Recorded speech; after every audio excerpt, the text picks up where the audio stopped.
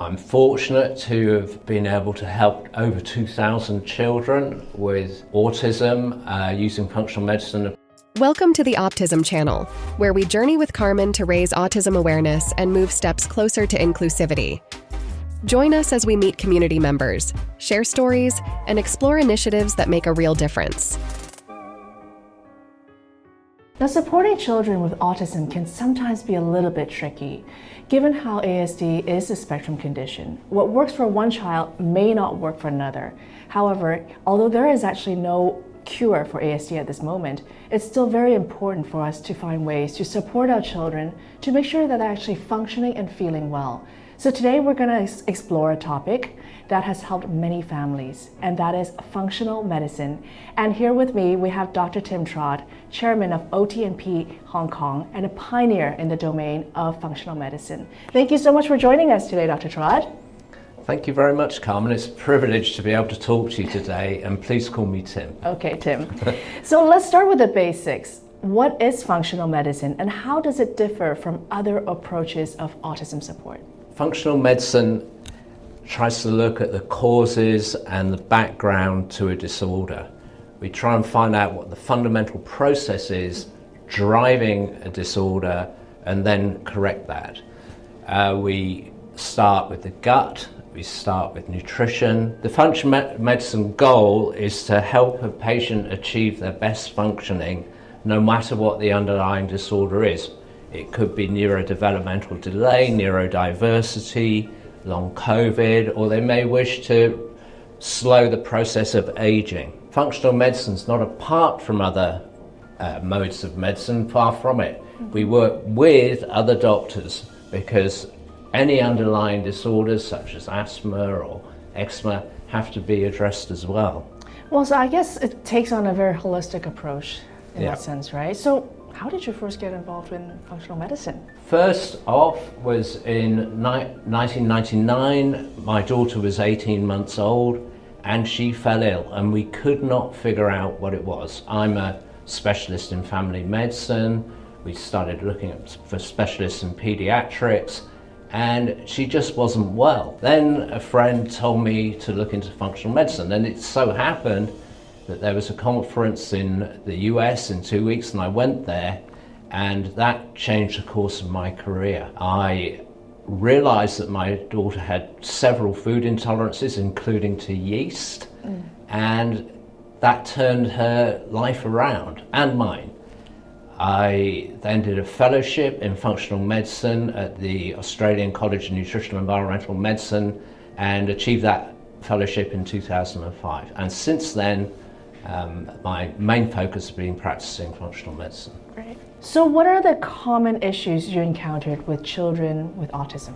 We know that children with autism have underlying issues with their microbiome and with nutrition, general gut health. That is the most common problem we find in all of the children. There's recently been some research at Hong Kong University that you can, with 80% accuracy, diagnose autism from a child's dental microbiome. With cheek swab? From the microbiome in their mouth. Recently, the Chinese university have been examining that as well and finding there's a specific microbiome that is the makeup of the flora, the bacteria, viruses, etc. in the gut that indicates autism. So you would say that the microbiome from a child with autism is very different from one who's neurotypical then? It is different. We know that almost for sure, and Chinese university are going about proving that. So with functional medicine addressing underlying causes of someone's condition, I imagine that diet would play a very big role.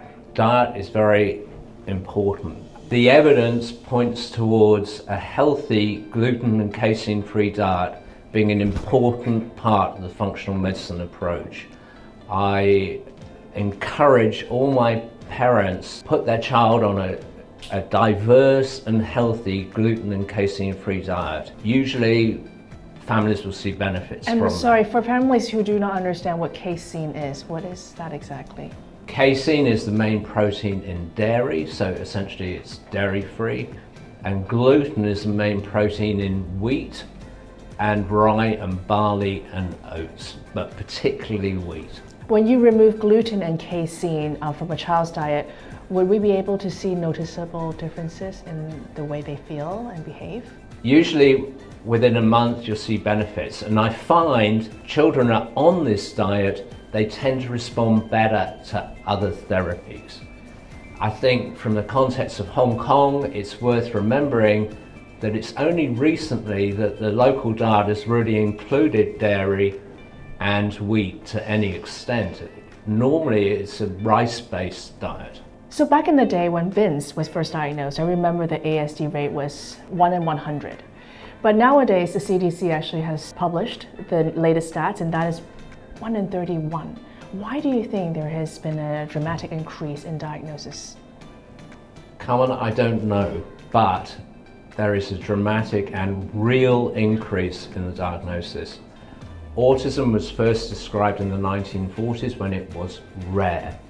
Around the same time, they described a disease called phenylketonuria that had an incidence of 1 in 15,000. The doctors then were very clinically capable. The only answer is that there were not that many children with autism in the 1940s. So the increase has been dramatic, and it's not due to better recognition. There must be, therefore, a biological process driving this, and it's important for us as a community to try and identify what that is so we can get prevention and we can also work out better treatments. Now, when parents bring their child in for the first visit, what happens during that appointment? At the first appointment, initially, I will take a history to include communication, behavior, and social functioning. These are the key areas for autism. That allows me to assess the progress of the child over time. Then I will examine the patient, take a general medical history, and we will usually at the first visit take some blood tests. These will be to look at nutrition, metabolic functioning, and more recently folate receptor antibodies. I'm often asked how functional medicine integrates with other therapies such as ABA. I think an important analogy, and one I like to make, is that functional medicine looks at the hardware and the behavioural therapies pay attention to the software. And for the best outcomes, it's better to look at both together. So they're not exclusive, they work together. That makes a lot of sense, actually. I usually ask the parents to start a gluten and casein-free diet at the first appointment, and then I'll ask them to come back after a month. Then we can review all the blood test results and start on a full program. That might include some minerals such as zinc and selenium, some healthy oils such as omega-3, and some vitamins such as B12 and folate to support methylation. Are there risks involved in functional medicine treatment? I'm fortunate to have been able to help over 2,000 children with autism using functional medicine approach, and I can say that it's safe because we're actually trying to push the child towards health. I do use occasionally some medicines such as low-dose naltrexone, and we do that carefully. I think an important point is that some of the psychotropic medications used for autism, such as Risperdal and Abilify, also can have a lot of side effects and have to be used with care. How do parents know if the treatments are actually working? I find that most children will see benefits within a month or two. It's very like other treatments for autism, such as ABA. Some kids respond better, some kids respond more slowly. The key thing, and I can't stress this enough, is that treatment has to be started early. So early intervention is definitely the gold standard. Definitely early intervention. Any child's brain is more plastic the younger they are, and to change behavior, to change communication, to change socialization, it really is a lot easier to do that at a younger age. Okay. What's the most important advice you'd give to parents whose child has autism? I think the first thing is to be aware autism is now a common condition. So if your child is struggling with language, behavior, or socialization, it's important to get help soon. I think parents should be cautious about attributing a delay in language to being a boy or being bilingual or even the after effects of COVID. That is because it is so important to intervene early. So get an assessment as soon as you consider that there could be a problem. So Tim, do you have any memorable stories you want to share with us, considering how you've treated over 2,000 cases in Hong Kong? I have so many memorable patients and families. I'm humbled by the effort parents put in to help their children, often in very difficult circumstances. I think my most memorable case is a child who is 8 or 9 years old, a boy, non-verbal, and his mum bought him a special keyboard for autistic children. And the first thing he typed in, having been non-verbal, was, "Mummy, I love you, keep trying to help me." I guess that also goes to show that all the efforts that we do put in as parents, they are never wasted. And it's really important for us to persevere in terms of providing with the support. Yes, Carmen, that leads me into what difficulties parents face often in Hong Kong. I think cases like that boy who had language waiting to get out should really motivate us to do all we can for these children. We have to remember 1 in 30 children now has autism, and it's important for the families and for our future society that we allow all these neurodiverse kids to reach their full potential. Neurodiversity is becoming much more common, and I think we have to be careful to label it as a disease. But I think there has to be a biological process underlying the increase in neurodiversity, and it's important that we try and establish that. Carmen, I'm often asked by parents what's the best thing they can do for their child newly diagnosed with neurodiversity in Hong Kong.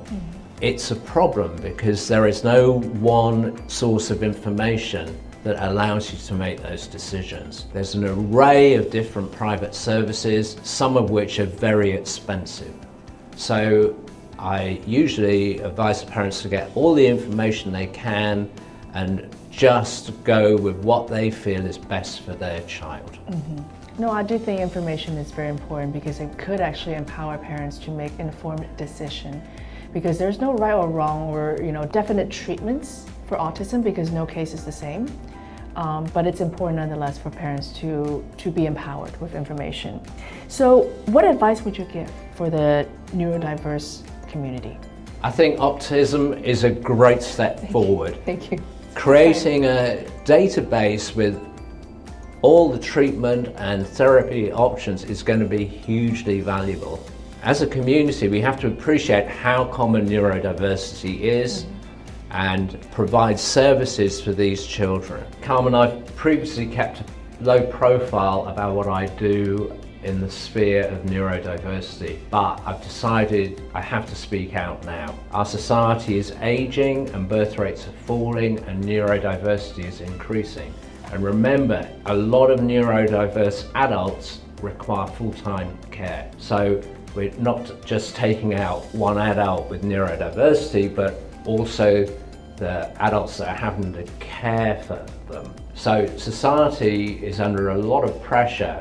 Hong Kong is a vibrant and caring community, and I think we now have the opportunity to turn Hong Kong into a hub of excellence for the region. So where do you see the future in functional medicine? Functional medicine seeks to take a holistic and networked approach to the problem of neurodiversity, whereas the traditional approach is to be linear and end up with a treatment that's normally a drug. I see AI as being a massive step forward in this regard, because AI will be able to look at the child, look at all the evidence, look at all the inputs, and come up with a holistic program to treat and help that child reach its full potential.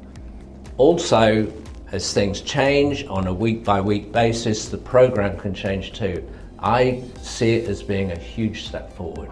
When it comes to supporting children who have autism, there's no one-size-fits-all treatment, given how every case is really quite different. What functional medicine actually does is that it addresses the underlying condition of the child to help them thrive and feel better. Thanks, Carmen. I think as chairman of OT&P Healthcare, I'm in a fortunate position to be able to use our resources to push this project along. Thank you so much for your time, Tim.